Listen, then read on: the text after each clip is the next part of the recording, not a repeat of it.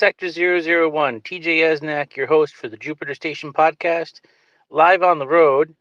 Today's guest usually is a guest that needs no introduction. We've seen her in Star Trek 3, Star Trek 4, versions of MacGyver, Knight Rider, and most recently, the Roddenberry Archive of Reunification.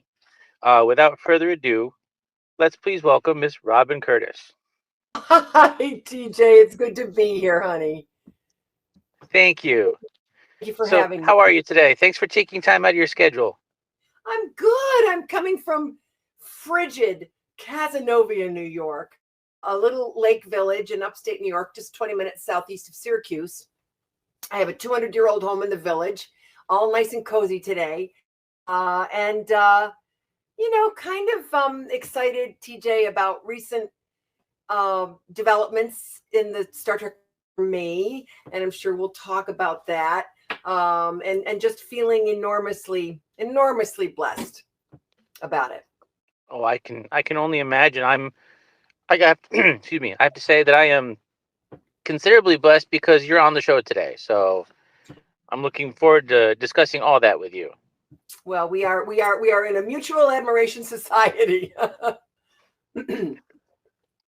All right. So not that anybody really needs to know, but can you give us a brief background of who Robin Curtis is?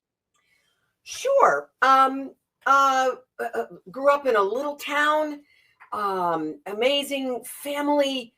I mentioned the small town because I think, TJ, it makes a difference in what you can accomplish. You can be a big fish in a little pond, meaning there was such lovely coordination between the athletic program and the music program and the theater program at my little school, so that I was able to enjoy the field hockey team and the basketball team and the track team, depending on the season, and then go immediately to a music rehearsal of some kind, band or choir, or the musical theater program. And I happen to have, I think in a small town, when you have a particularly dynamic teacher who galvanizes the whole school in what they're doing and energizes, the kids that tend to have, maybe they're the nerdy tech kids or the athletes who never imagined themselves being on a stage. That person at New York Mills Junior Senior High School, and her name was Jo Gatz at the time. She's Jo Thackeray now, and she continues to be. She's like a second.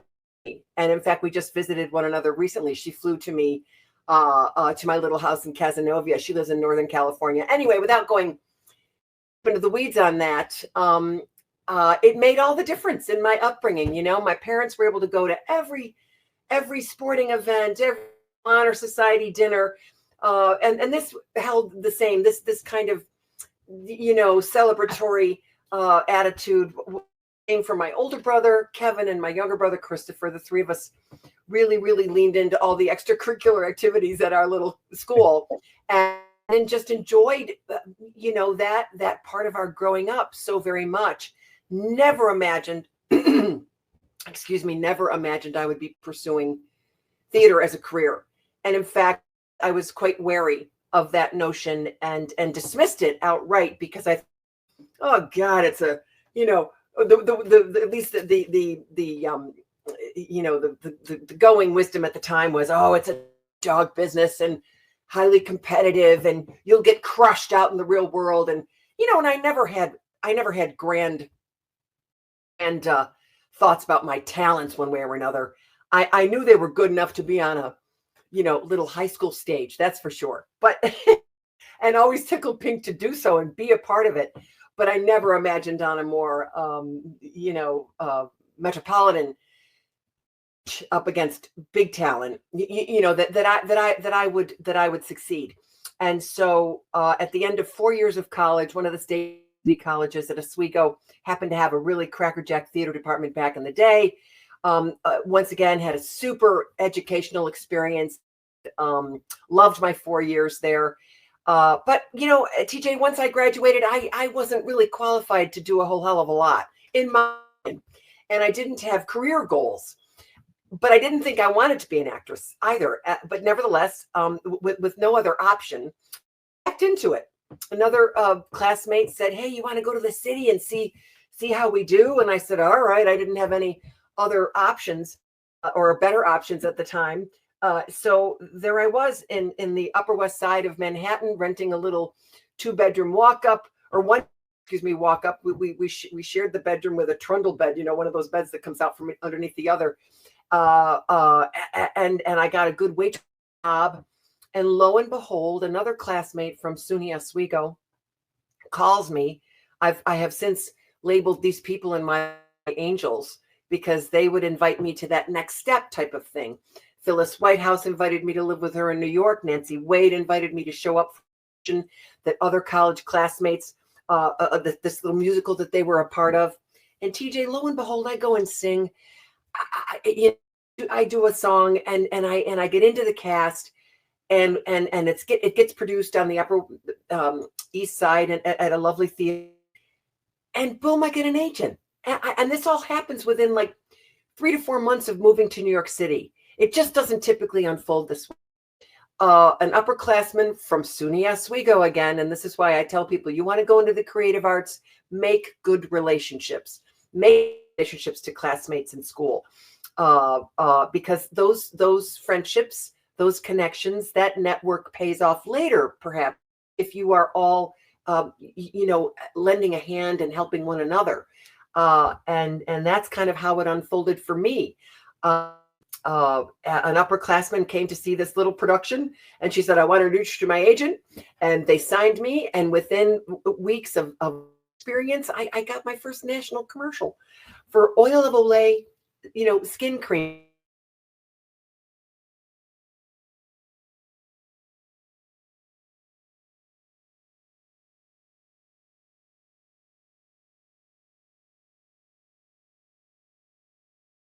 Robin, are you there? You kind of frozen.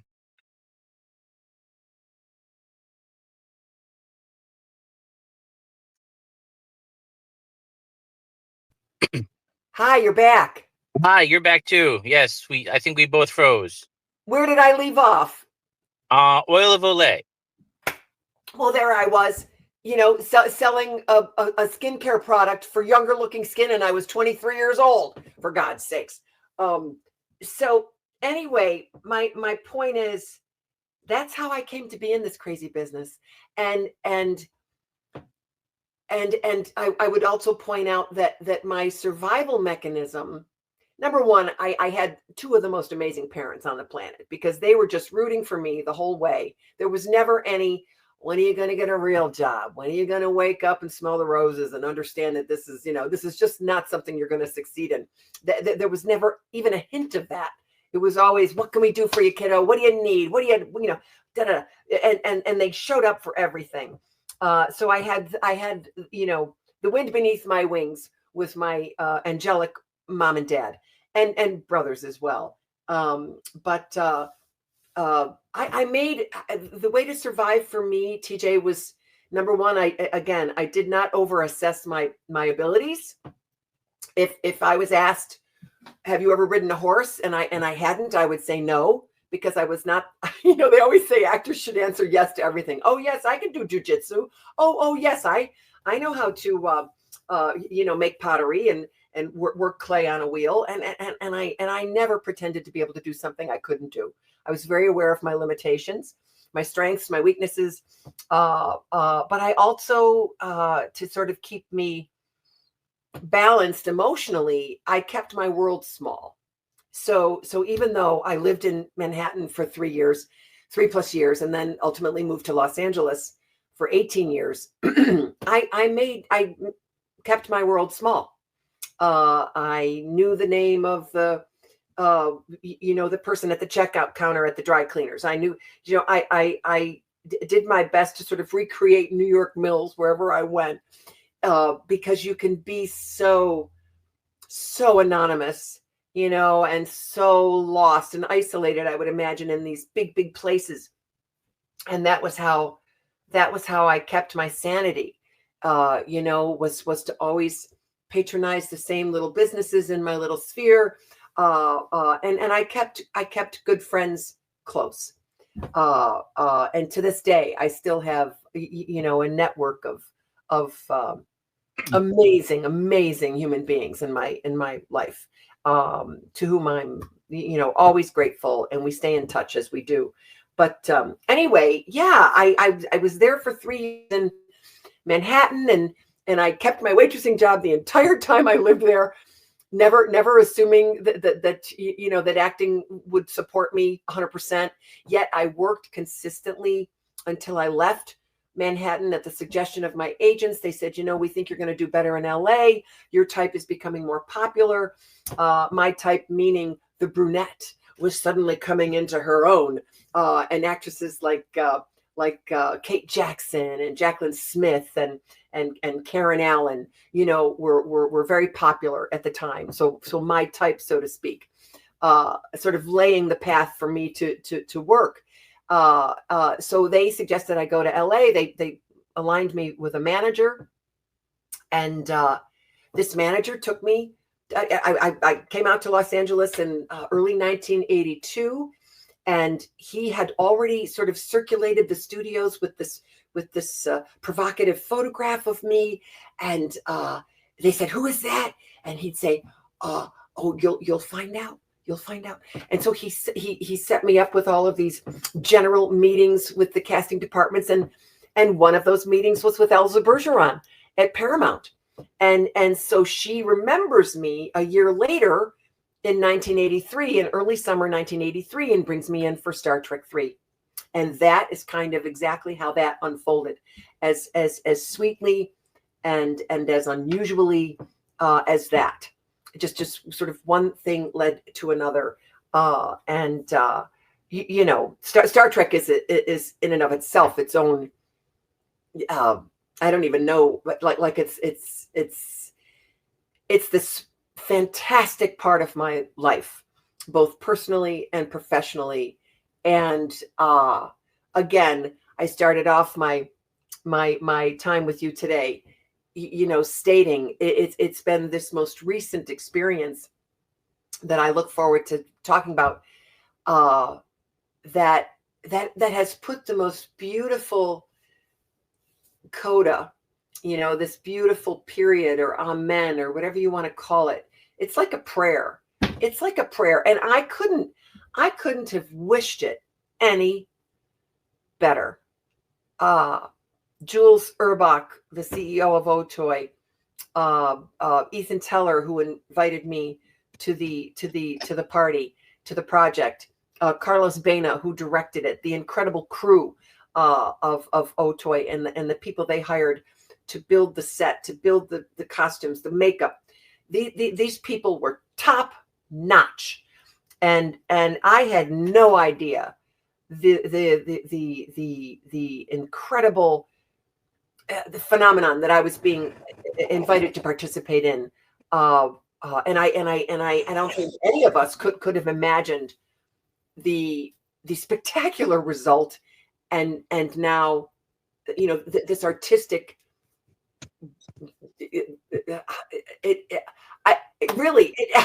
I'm speechless, and I think a lot of people have been speechless about this particular project, Reunification.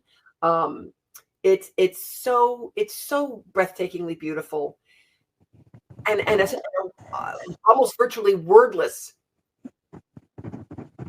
And it almost seems like it was, wordless, but so many questions from fans were answered, and then more questions came after that. Yeah. Just I mean, you can discuss it from so many angles, but for me personally, it was a gift I couldn't have dreamt any better. And I think Jules Urbach is brilliant, truly brilliant. The way he wove these moments, and such profundity in each of them, and poignancy, and he understood the canon, he understood the characters, he understood the potency of the storytelling, and that it would all unfold without needing to be explained. and that it was important to let people feel and bring the emotion to it that they did. He's made this beautiful film, but it felt very personal to each and every human being who witnessed it. I think, in my opinion, so each could take away from it what they chose to. I think it was an enormous gift to Bill, to the Nimoy family, to the characters. Do you know what I mean? It was so multi-level in its power and love that again, it's hard to wrap words around it. It really is. But for me personally, the revival of Savick, after having been sort of just left, all those films and storylines ago, she was abandoned essentially, and I've I accepted that, and I've lived with that all these years, and as I tell the fans, my experience with them and the way I connect with them, both collectively and individually, has that experience and what it's meant to me has far eclipsed, the original filming and the work as an actress. Do you know what I mean? That had its place in time, but it's really been this connection to other people who care about the franchise and have taught me so much about Gene Roddenberry and his beliefs and the philosophy, and I've come to claim it for myself. It resonates with me in such a profound way. And so I've had so many beautiful personal connections, but now, so, and the character was kind of long surrendered in my heart. And for Jules to bring her back and to put her in that moment and to the very front too. What's that? It was a very front and center moment too. It wasn't like you had to go searching. Like as Kirk is walking through, you're right there, front and center. I can't even talk about it. It makes me cry because it just meant so much. It meant so much to be included and to be given such a powerful moment to sort of acknowledge her life. I really felt when I looked in the mirror after they were done putting me together, I thought, oh my God, Savick lived. She lived a good life. There's no really better way to put it. And I love that they hired Mark Chinnery, the actor, to step up beside me, as Spock's son. Oh, that just. I'm not gonna lie, I may have screamed just a little bit at that. You might have screamed. Yeah. I watched the film and I'm like, oh my God, it is Spock's son. And then the first person I called was my brother. I said, have you seen it yet? He said, have I seen what? And I sent it the link. And then he screamed. He's like, oh my God, I knew it. I knew that's what happened. So a lot of character closure happened for a lot of fans, and you guys really did a great job. Character closure. I loved, I think I saw more than once the comment, I'm not crying, you're crying. Every time I see it, I get emotional. But I think, TJ, more than anything, I just can't begin to express my heartfelt gratitude to Otoy and to Jules for imagining this and giving this to me. I owe him such a debt of gratitude. I really do. And who knows where that might go. But for the time being, I'm just, yeah, it was a good thing. It was a good thing on so many levels. You and I have been discussing this for a few months, and you had mentioned in one of your messages that, there's something in the pipe that you needed to work on, and be coming around roughly the second or third week of November. And the second I saw Savick in her Vulcan garb, it immediately clicked. I'm like, oh my God, this is that thing. This is And that my thing. wife may have looked at me like I was a little crazy, like, what are you talking about? What thing? And then I tried to explain it to her, and my wife would be the first person to tell you that when I try to explain something about Star Trek, she just does a lot of because she's growing to understand it. Listen, TJ, we owe all the spouses and girlfriends and boyfriends who tolerate our fascination and fixation on Star Trek. A big thank you for their tolerance and their patience with us, right? Don't you think? Absolutely. She's off stage just now saying passion. Yes. We thank you, dear. We do for putting up with us. But I do have to say, I'm talking with Sam Witwer later this week, so I'll get the Kirk end of this conversation. Oh. But it was a phenomenal 10 minutes, like probably 10 minutes that I can't imagine doing anything else with, like just watching this and taking it in. I even brought it to my wife's attention. I said, hey, you got to check this out. And I handed her my phone, and she's watching the whole thing, and she's like, wow. And they're Like both wow, she doesn't understand Star Trek, and wow, it was remarkably well done. And TJ, there are so many people involved. The Okudas, like they're Denise and Mike, such talented people, and brought so much to the project. Darren Dockerman, do you know what I mean? There are so many people to thank. So many people that were a part of the project and brought their unique expertise. I'm just going to make that be quiet. Yeah.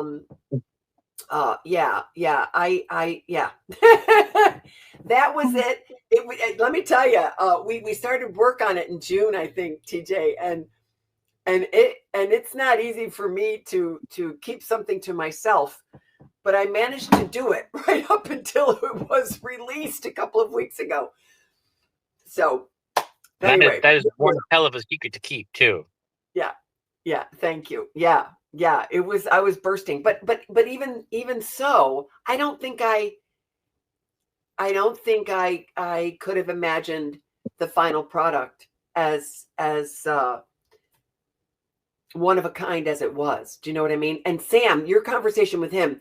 So what's lovely is that Sam did a video of himself talking about what, as the sort of, he's watching it and elaborating on what's happening in Unification.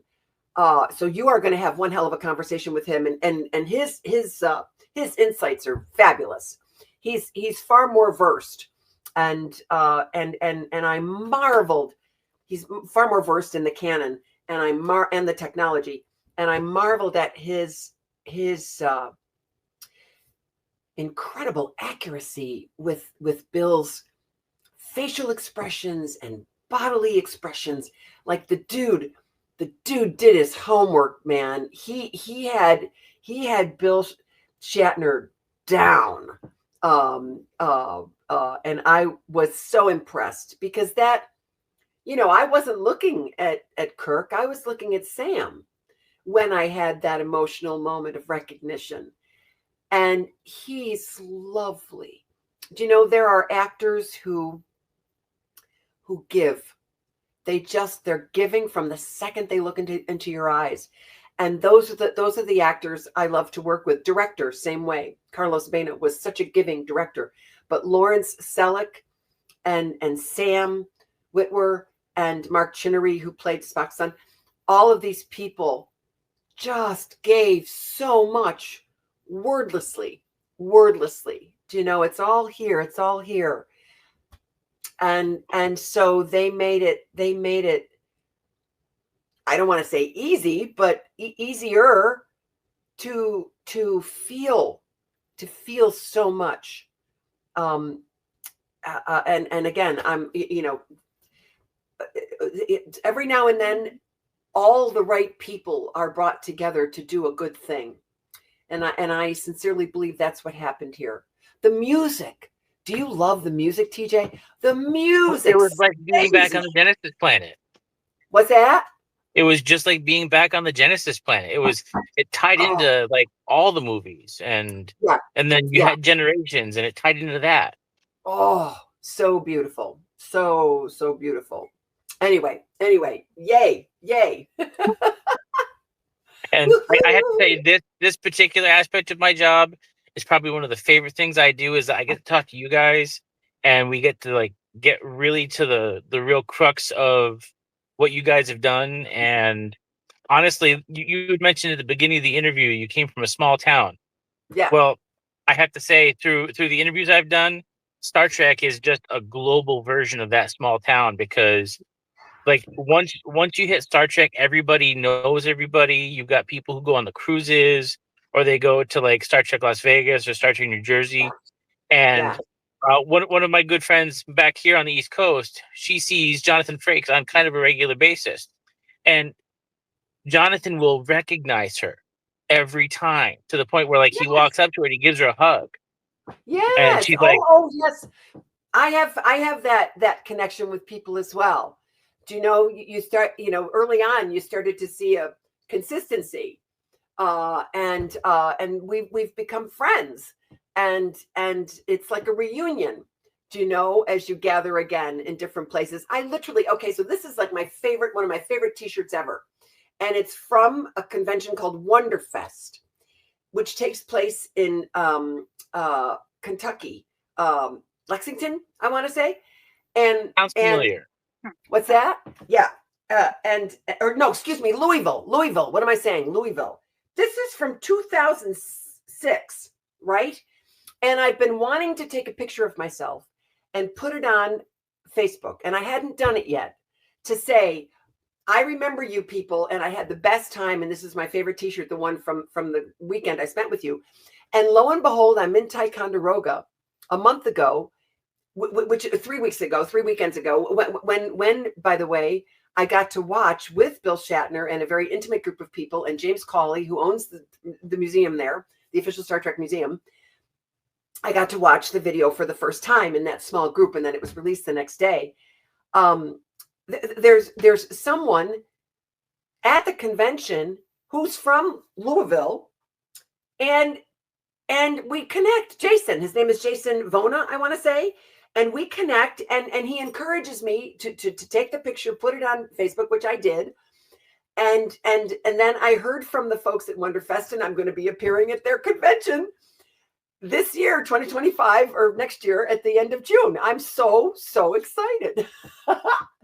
So, the connections are sweet. They're precious.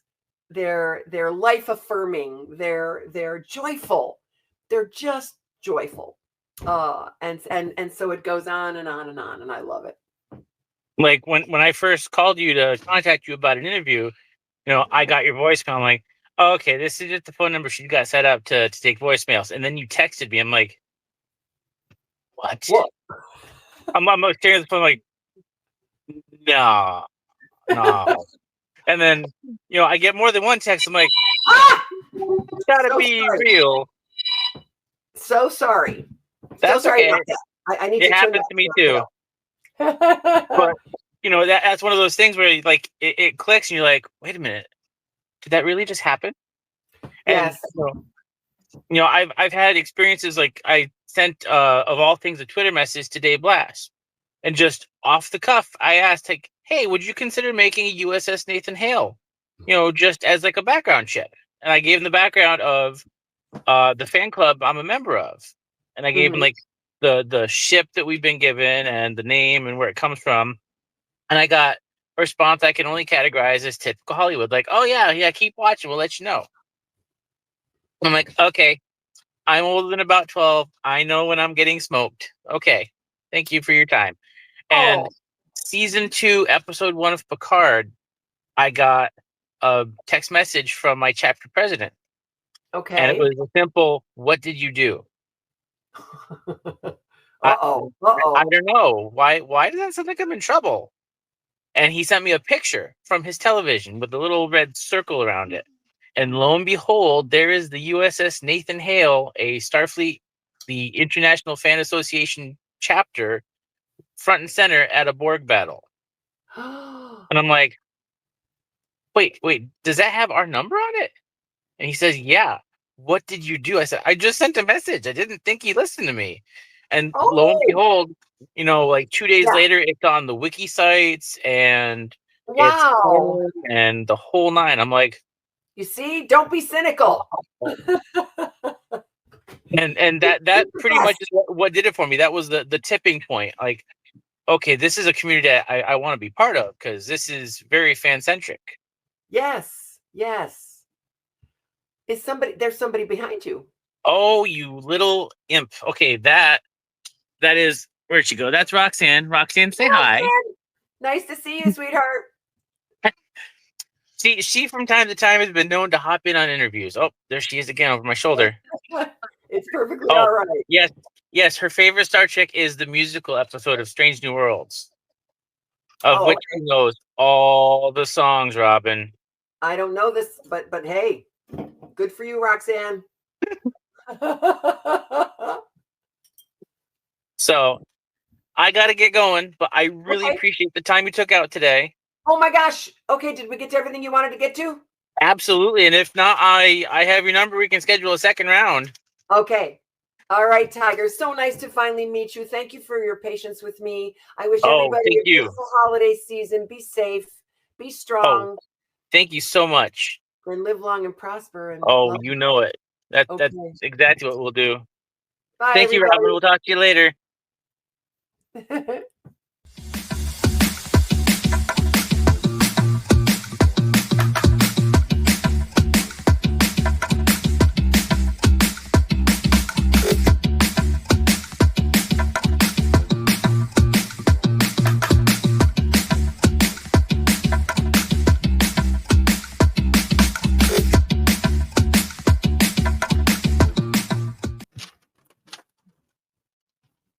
Good evening, Sector 001. I'm TJ Yesnak, your host for Jupiter Station, a Star Trek podcast.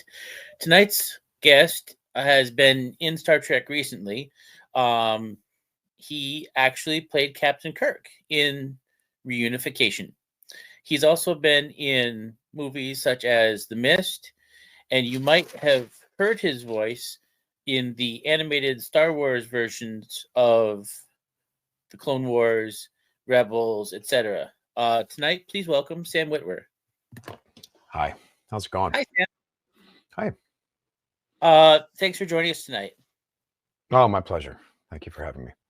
So, for some of my viewers who might not be familiar with you, can you give us kind of a brief background of Sam?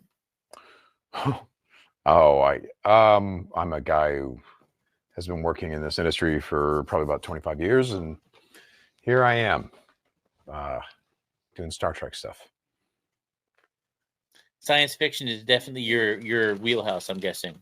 I definitely enjoy it. I couldn't tell you why so many projects that I've done tend to be that. Who's that? That would be my little 4-year-old Roxanne. She's a Star Trek fan of her own, so awesome. She's being a little nosy with Dad's work after work. Awesome. So, how have you been a Star Trek fan for very long? Oh yes, my whole life. Yeah. Awesome. What was it like to get the call from the Roddenberry Archive saying, "Hey, we want you to play Captain Kirk"?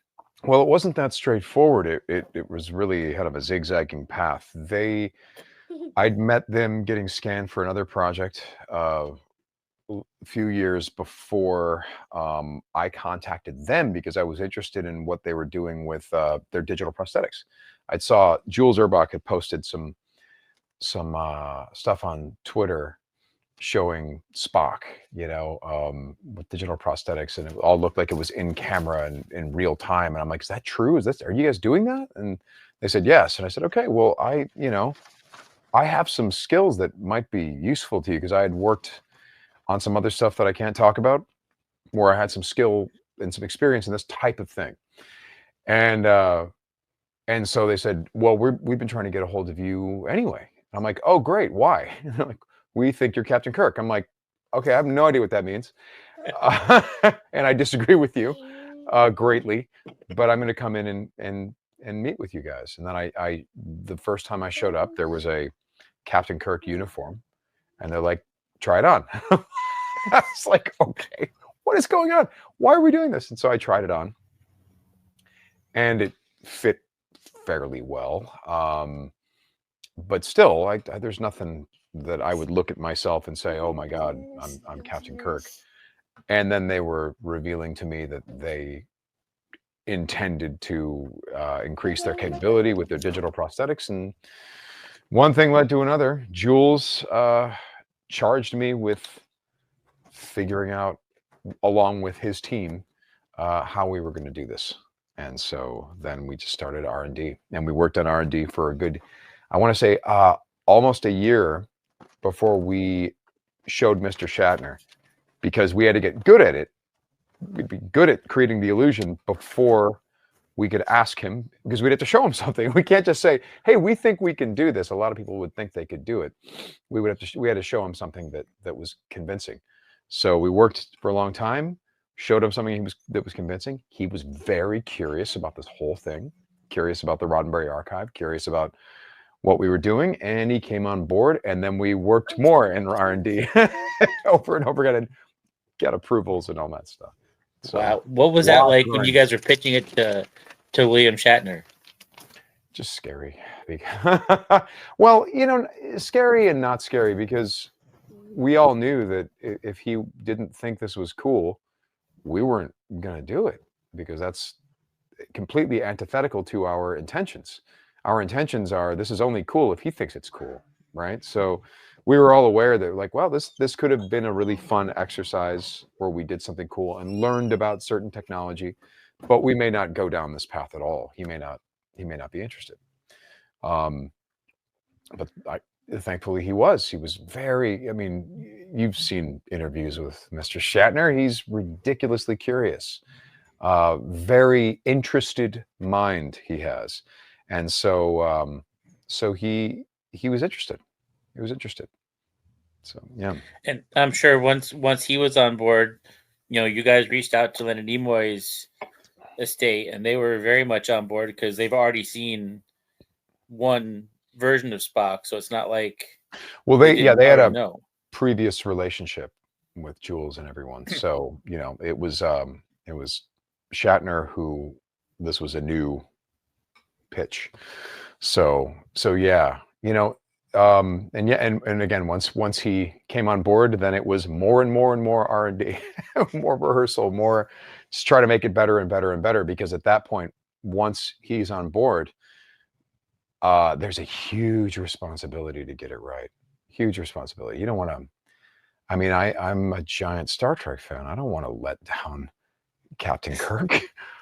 Who wants to do that? You don't want to be that guy. It's like, no one wants to be that guy. No one wants to be that guy. So, yeah. And I got to say, Sam, it was an impressive short. I talked to Robin Curtis earlier this week, and she had mentioned. What did you? I haven't talked to Robin since we shot it. I'd love to hear what you had to say. She said you were an absolute gem, and she just loved the entire experience. She was fantastic. What I feel bad for with Robin, and I tried to warn her, I'm like, listen, I'm going to be doing things that making facial, I'll be making faces that don't make sense for my face. And the reason is they make sense for his face, not mine, right? It's because he has fundamentally different features than I do. So with the digital prosthetics and in addition, to the actual makeup that I was wearing, the digital prosthetics allow you to practice with someone else's features. And the more you practice, the more your brain rewires and goes, okay, no, those are my features. And I know how to do this, and I know how to wiggle my eyebrows properly and how to, do certain things. And the more I practiced, the more that they could call out a moment from a Star Trek film, and I could summon up that look or whatever that emotion was that he had in that moment, and then he'd look at the screen and you go, yeah, that's it, because my brain had assimilated how his features work. My brain had figured it out. So, but I told Robin, I'm like, but poor you have to act against me. You, unless you want to run back and see playback, you have to look at me and pretend as if this makes any sense to you. because the faces that I would make don't make sense for my face. I have this very heavy brow, and I have, a lot of my features are very prominent. And for that reason, when I'm generally performing, certain minimal moves are better, but his face is very sculptural and open. So we have fundamentally completely different faces and different ways of performing. But I had to learn the way that he does it. And so she was very patient. She was extremely patient. And she was also very, very good, because she's my first Savick when I was growing up. I saw, I was aware and cognizant of who Savick was with Robin Curtis first, before Kirstie Alley. Wow. So you started with like Star Trek 3 and 4, and then kind of went full circle? Really started with 4 and then went back from there, right? Because Star Trek, I was aware that there was Star Trek. I was aware that Kirk and Spock were a thing and all that stuff, but I didn't really understand it until I was about 8 or 9 years old, and I was brought to see Star Trek 4. And at that point, I fell in love with the characters, and I was like, okay, I'm ready. I get this now. And then just started seeking it all out and just absorbing it. And yeah, I was a huge Star Trek fan from then on. Wow. Now, what is it about Star Trek that drew you to it? Well, initially, I mean, it's Star Trek 4, right? So initially it was the charisma and the charm of those characters, but it also, there was an understanding, even at, I think 9 years old is how old I was. There was an understanding of what it was all about. There was an understanding that it was a story with a conscience, that it was about righting a wrong. It was about being reflective. It was about being empathetic and sympathetic, and caring about people that are other than you, getting along with other people. And that all was apparent to my 9-year-old brain, because that's what Star Trek 4 is all about. Star Trek 4 isn't about blowing up the universe. Star Trek 4 is about, that lovely line from Spock, there are other forms of life and intelligence on Earth, Doctor. Only human arrogance would assume that the message must be meant for man. I bow to you, sir. Your recall on that is amazing.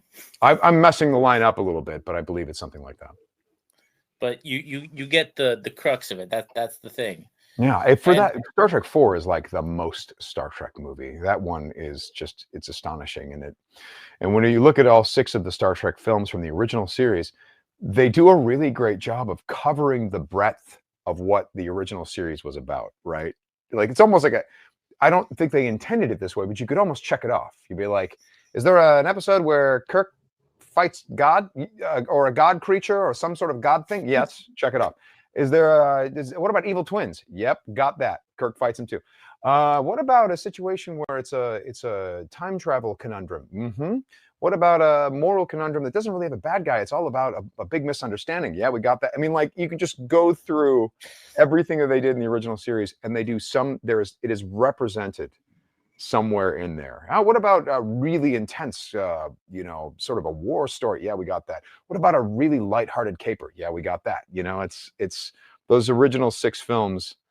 They represent the original series extremely well. It's really awesome. It's funny you mentioned starting off with Star Trek 4, because I think that's generally where I got my start. I remember my dad renting Star Trek 6, Star Trek 4 at the video store. Mm-hmm. And he brought it home and sat us all down, and my brother and I watched it. Ooh. And then we're like, oh, this is really good. But what's this? And we find ourselves at like the Star Trek section of Blockbuster Video. Like that really dates how old I am. Oh yeah, me But too. we'd look at like all the Star Trek movies. I'm like, wait, you mean there were movies that came before? There were more? Yeah, exactly. And then, like Right. we'd get that and we'd watch it and then we watch the next one. And then it got to a point where my brother and I just loved watching these. So we just watched them over and over and over. And Mhm. I think we Yeah. went through like, 3 or 4 different videos. Like, I did the same. Star Trek I the did the Motion same. Picture broke. Let's get another one. Yeah. Well, and then Star Trek: The Next Generation came out. I'll never forget looking in some magazine that my parents had, and there was the Enterprise D. And this is before I knew anything about there being a Star Trek: The Next Generation. This was before they aired as well. It was advertising the show, and it was a picture of the Enterprise D and then a bunch of headshots of all the actors. And I recognized Will Wheaton because I love Stand By Me. And I recognized LeVar Burton. No one else, and Reading Rainbow and Stand By Reading Me. Rainbow, yeah, right. So because I was probably 10, and then it was like I would think I was 11 when it came out, but it caught me immediately, the Enterprise D, because it was clearly an Enterprise, but I'd never seen anything like that before. So I'm looking at this going, but that's the Enterprise, but that's not the Enterprise. What is that? I was just staring at this picture of this very strange looking ship, but the geography was similar. Be like, that's a saucer, and there are the warp engines, and there's the secondary hull. Loved that, and watched Next Gen all the way through from the beginning, sitting there, very, very excited to get new Star Trek on TV. In addition to the and movies. like with my little co-pilot who was just here, I've watched when she was first born. It was like those late nights, and we got to get up with the bottle and stuff. And I'd sit in the rocking chair with her, and I put Deep Space Nine on. And I was talking with Nicole DeBoer last season, and she's the reason I was late today. Oh, yep. She found a dog down the street. We're neighbors, and she found a lost dog, and so I had to run, and because she had her dog in the car, so she couldn't take the dog, but she had the dog. So I ran and grabbed the dog and got the dog back to because the dog had a tag, got the dog back to the dog's home. So me and Nicole, we tag teamed a dog rescue thing today. So anyway, You were saying Nicole, she's awesome. But I was doing an interview with her, and Roxanne just happened to like kind of pop her head over the car seat because I was doing a mobile interview that day. Mm-hmm. And Nicole was struck by her hair, and she said, "Oh my God, she's a Star Trek fan too." I said, "Yes." I said, "In fact, we started with season 7. And it was like a late night thing where, I'm giving her the bottle and we're watching season 7. And that's right around where Nicole kind of came into the clock. And she and I were talking, and she said, "Well, that's probably the best season." I said, honestly, yes, Nicole, it was the best season because that's when everything kind of came together. And, she, believe it or not, actually got kind of her basis of Star Trek in season 7. And then we've watched Enterprise together. She really loves Strange New Worlds. Mm-hmm. And my wife will kind of jokingly scowl at me with like, "Oh, that's your kid." I'm like, yes, that's my kid. I said, but in fairness, there are worse things for her to watch. Oh, yeah. Jesus. Yeah, absolutely. Totally agree. Star Trek has very pro-social messaging. It's a good teaching device for young people. And honestly, you and I know this from, our experience watching Star Trek, and of course now yours, being physically part of it. It's what makes the world go around. If everybody had a little bit of Star Trek in them, the world could be a much better place. Mm-hmm. I completely agree with you. I realize that, it's a long-term futuristic goal, but honestly, I think it's something we could do. And, more people watch Star Trek, that could actually help. And that's what we're here. The world would be a less mean place. Yeah, I agree with you. I agree.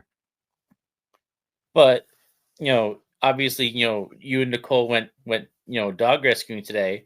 So, you've learned like that close-knit community that Star Trek is. Yeah, there's been a lot of Star Trek cast members who have been very open and inviting to me, which is not something that I anticipated. I got to know Mr. Johnny Frakes. I just call him all kinds of different. Sometimes he's Frakes, sometimes he's Frakesy, sometimes he's Johnny. I have no idea what his friends actually call him. I just call him something different every time I talk to him. But we worked on an episode of Leverage recently, and I tapped him on the shoulder a little bit. Said, "I'm doing some Star Trek stuff right now." And he's like, "Really?" So I informed him of what it is that we were trying to do, and he's just been wonderfully supportive of the things that I'm trying to do with my life.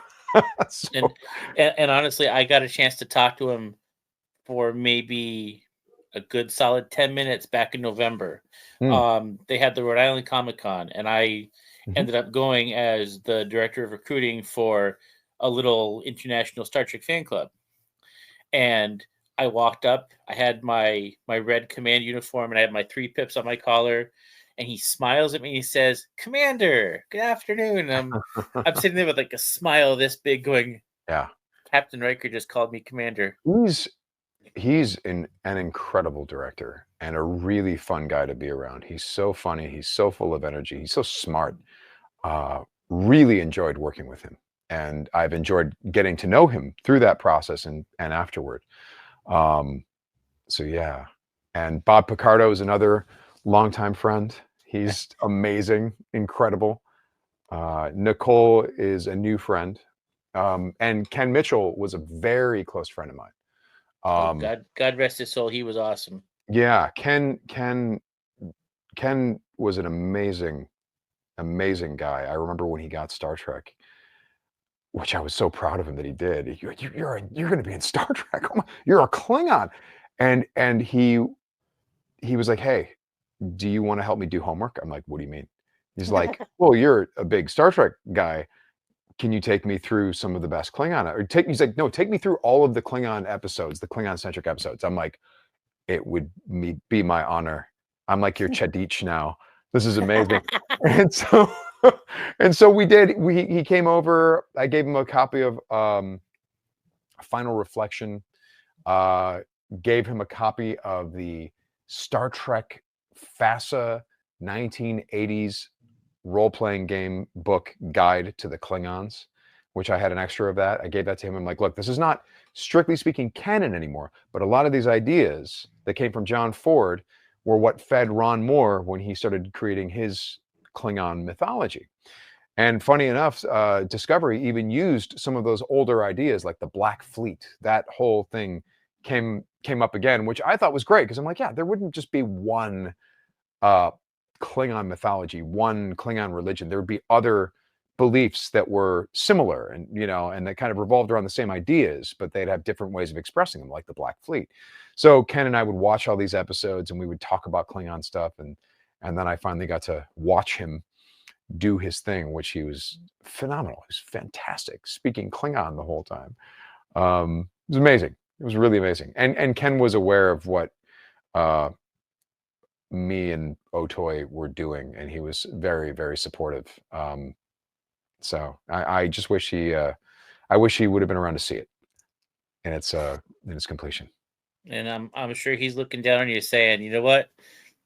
That kid's got it going on." Yeah, Ken, real deal talent, that guy. I met him. We did a pilot together where me and him and Dave Chintoli were brothers, and boy, Ken showed off his acting chops, because we had no time to shoot this thing, and they wanted us to pull off like these miracles, like this. Okay, you got 5 seconds, jump into this thing, get in front of the camera. Okay, Ken, now I want you to cry. And Ken then starts crying and doing this amazing scene with no prep and no rehearsal and no nothing, and then he just, "Okay, we got it, moving on." He was. He's like, "Okay, let me He was wipe those incredible. out." He was Wow. incredible. He was just real deal. Made it look easy. And that's the thing that so many people don't realize is like the wealth of knowledge that so many of these Star Trek performers have. I mean, we knew that Captain Picard, Oh my God, I'm having an Patrick Stewart? Alzheimer's moment. Sir Pat. Yeah. You know, he was part of the Royal Shakespearean troupe, and how many actual actors above and beyond him have done something Shakespearean, or they've done something, Yeah. you know, on Broadway, or they've done something off Broadway, or, you know, television versus movies. Mm-hmm. You know, just the experience level of a lot of these actors is mind-blowing sometimes. Incredible, right? I mean, if you watch, so I mean, it's an embarrassment of riches when it comes to the talent of the performers that have graced this particular mythology, the Star Trek mythology. Got to know Brent Spiner a little bit, and that guy deserved Emmys for every single piece of work that he did on that series. These are really, really talented people. So yeah. And just think now you can consider yourself part of that, because A small part. you are Captain Kirk. I wouldn't go that far. I feel like there's or you walked around as Captain Kirk, and everything else happened. I was briefly Captain Kirk. I mean, yeah, it's funny. I did this convention recently, and I was shocked to see these pictures of Captain Kirk from our short be plopped down on the table in front of me, because I certainly didn't bring them to sign. Some people brought photos from the short, and I'm sitting here going, I'm not going to sign this. I can't sign this. But then I'm looking at these fans, and I'm like, okay, I'm going to sign it. I'm going to sign it my way. So I signed it really small. And Sam Witwer, with eternal gratitude to William Shatner, on every one of them that they put in front of me. So I made sure, like, we don't get to just sign pictures of William Shatner. We have to thank him for his patience and his faith in this process. So. And yeah. I mean, honestly, you know, I would love to speak with him, and it's just one of those things where he's so busy that, you know, you get like a sliver worth of time, and it's definitely worth it. Yeah. We over at the Roddenberry Archive, we did a pretty great interview with him. I don't know if you've seen it, but it's really nice. You know, after I get off the interview, I will probably hop over there and check it out. Yeah, we also have George Takei, Robin Curtis, David Gerald, a whole bunch of wonderful, wonderful people that have worked on Star Trek over the years. And that was the thing I was talking with Robin about on Monday, was like when Kirk goes walking through all those people and he sees Saavik, and Saavik recognizes him, and she kind of gives a head nod, and then she points back to, you know, Spock Jr. I'm like, is that? Oh. And like, yep. I called my brother like after I watched Reunification. I said, "Did you see it?" He said, "Did I see what?" I said, "Hold on." I sent it over to him. I said, "Now watch that. Let me know what you think." And like probably a minute after he finished, like, "Oh my God, see, I told you that's what happened. That was totally Spock Jr. I told you." And that's right. My brother and I are probably two of the biggest nerds you will ever meet. And my wife has never experienced both nerds going full tilt. And here we are, both going full tilt. She's like, "Are you guys okay? Using like, are we okay? all of your We're great. Like, are we great? We're great. This is what we've been dreaming about our entire lives, and it's been answered." You know, about that moment, so Mark, who played Sorak, what I think is fascinating, and like no one's talking about this, which means it worked, but he's weeping. He's weeping, which I thought was so interesting. And no one on set, we were all aware of it, but we just didn't even talk about it. We didn't question it. We're just like, well, this is, well, what is he? Saavik's half Vulcan, half Romulan. Spock is half Vulcan. So this guy's a quarter human, and he's a quarter Romulan. Yeah, he can cry. That's cool. Let's do that. Also, we don't know you know, I know, and I won't tell you, but we don't know when and where exactly we are. So how do we know that Vulcans don't have a way or a ritual or a different way of approaching their emotional awareness at this time and space? We're not sure. All we knew was that he did it. Well, okay, look, we're sure. We actually know exactly where and when that is. But he did it, and it felt right. He was weeping Vulcan. Kind of And cool. it was amazing. I mean, I can't even tell you just how amazing that entire short was. And you know, it's been out for what, like a month, Yeah. and it's I can't seem to talk about it enough. Like it, I'll talk to anybody who will listen, and then I will inevitably find them going and watching it on YouTube, Mhm. and they're like, "Oh my god, that is the best 10 minutes of my life right there," I'm glad that because people the feel that way way. you guys approached it was like you said, it was with compassion and concern for how to represent William Shatner and Leonard Nimoy and bring it together as a production for the fans. I will tell you that I didn't really spend a lot of time thinking about what it might feel like if we were successful. I didn't spend almost any time on that. I spent all of my time worrying about, are we ready for this, or are we going to? The risk factor was quite high. You know, if this goes wrong, that's really, really bad. You know, um, if we don't hit the bar that we've set for ourselves, this is terribly damaging. You know, this is not a good thing, and it's not a good thing for us personally. It's not a good thing for us as fans. It's not a good thing for us professionally. It was, we absorbed a lot of risk, but we wanted to do it because we do in fact love this that much. That is, I mean, Jules is absolutely in love with Star Trek, and has been, because he grew up in the Roddenberry household. He was hanging, him and Rod are longtime friends, like going way back, way back, where they were just, you know, teenagers chilling out at the Roddenberry house. So, Like looking at Gene Roddenberry, it's like, oh hey, Mr. Roddenberry, oh hey, how's it going? right, exactly. So crazy.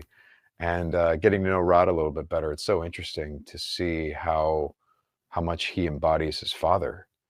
I watch him speak, and I listen to him speak, and I notice all of these mannerisms and vocal patterns that are his dad's, and it's really interesting to me. So, yeah, so this was all done. It was in fact done out of love. You know, there's, um, you know, I think I saw somewhere, um, someone cynically saying that this was some sort of commercial for the technology. I'm like, you got to believe me, there are easier ways to do a commercial for this technology. Trust me, there are easier ways to put together a demo reel or to get people's attention with what we can do with digital prosthetics. But you know, this was not the easy way. We chose a very difficult, very risky path, and I even remember saying to Clay Sparks at one point, I was like, I got to be honest, why are we doing this? It's like, I know why we're doing it. I know we love it, and we want to honor Bill, and we want to honor Leonard Nimoy. If it goes wrong, no one's honored, and we're in deep trouble. Why are we doing this? Like, we were laughing, and then of course, after it came out and people liked it, it's like, okay, this is why we were doing it. Yes, right. I am reminded why we did it, because we wanted our fellow fans to have an experience, and we wanted How to. does how does that rule of engagement go? The bigger the wager, the better the risk, or something along that line. Rule of acquisition 215, I think it is. Uh, the, the, the slippery, the snail, the more succulent the meat. I have no idea. I'm making it up. I don't know the rules of acquisition. But they drink Sluggo Cola. That's all I know. They do that. Should ask Hey, Armin. as long as they don't have root beer and chili dogs, we'll be fine. No, we don't do that. Not in Ferganar. No, no. Well, I've got a couple more questions, and then I'll Sure. let you get going. Have you seen any of the new track? Any of you mean like the new track? How do you mean? like Picard, Strange New Worlds, Oh things yeah, like that. yeah. I'm like, I'm sorry, I got confused. I'm like, I'm a Star Trek fan, man. I'm like, what do you mean? If I see when they like, revealed the Enterprise D back to life after Mhm. that horrible crash, how did that make you feel? Pretty good, pretty good. Unfortunately, Jules spoiled it for me, but it still felt really, really good because we were working on this, and he, and then we see the Enterprise D. I'm like, oh, cool. Thanks for telling me that now. I haven't seen the show yet. Cool. Thank you, Jules. Thank you for Like spoiling the hashtag Enterprise. spoiler alert, man. Come Couldn't on. believe I couldn't believe he just said that to me. I was like, I would have liked to have, but I still had an emotional reaction. And Liz and Dave did such a great job recreating that set. It was incredible. Oh, Dave. So yes, I have watched new Star Trek. For example, today I closed the book on Lower Decks with everyone else, which Oh, that was awesome, wasn't it? and not just because I was in it, but because I'm a fan of that show. So yeah. And honestly, I'm gonna probably pop on a review of like the entire season and just kind of compress it into like one segment here. Mhm. But that, I gotta say, for being a cartoon, that was an amazing ending. Pretty great. And I found myself getting emotional because I like those characters so much. So yeah. Oh, absolutely. And But yeah, I've along that watched line, it all. I've watched Discovery and Strange New Worlds and all of those Lower Decks, Picard, and Prodigy. Am I missing anyone? Prodigy and who am I missing? Section 31, but it hasn't come out yet. Hasn't come out yet. Yeah. Yeah, and Dave Blass will forever be one of my heroes. He's great. Just randomly, I asked him one afternoon on a Twitter message if he'd consider creating a ship named after my Star Trek fan club chapter. Hmm. And I got the typical Hollywood answer like, "Oh, well, keep watching, we'll let you know." I'm 48. I'm like, "All right, thank you for your time. I won't bother you anymore." And I just kind of like put it to the background.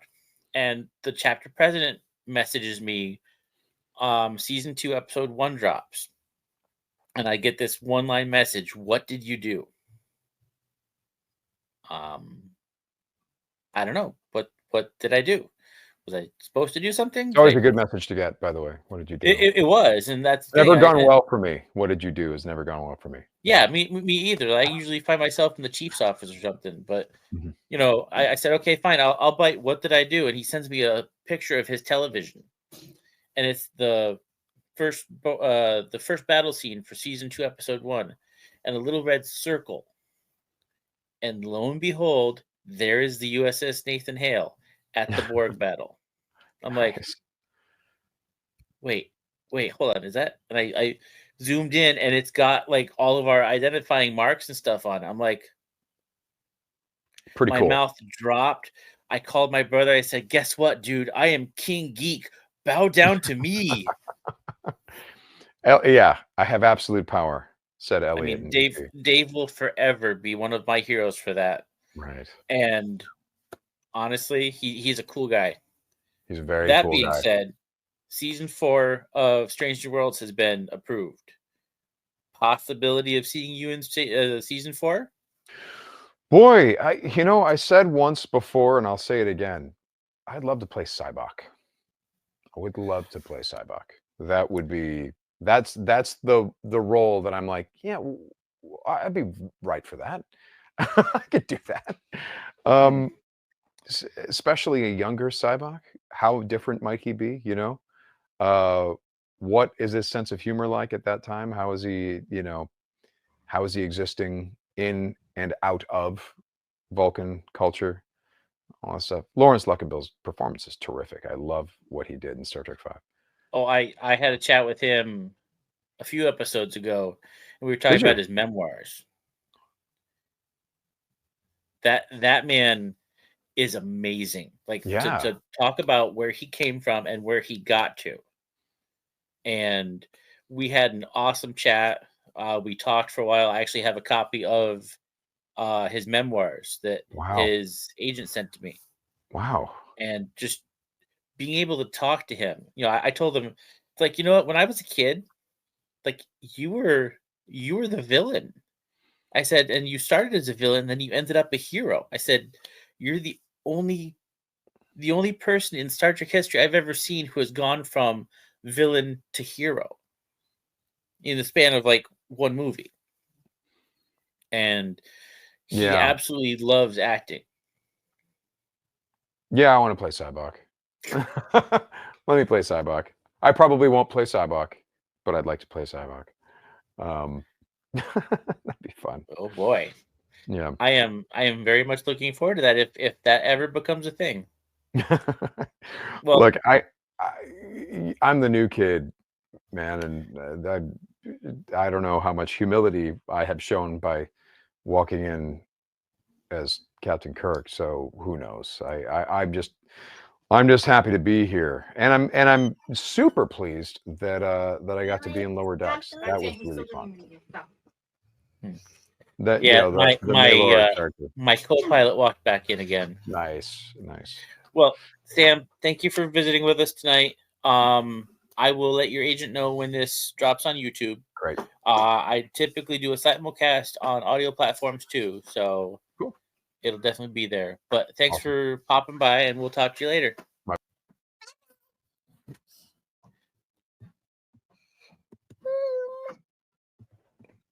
Hold on. Stop, Roxanne. That's not funny. I'm game.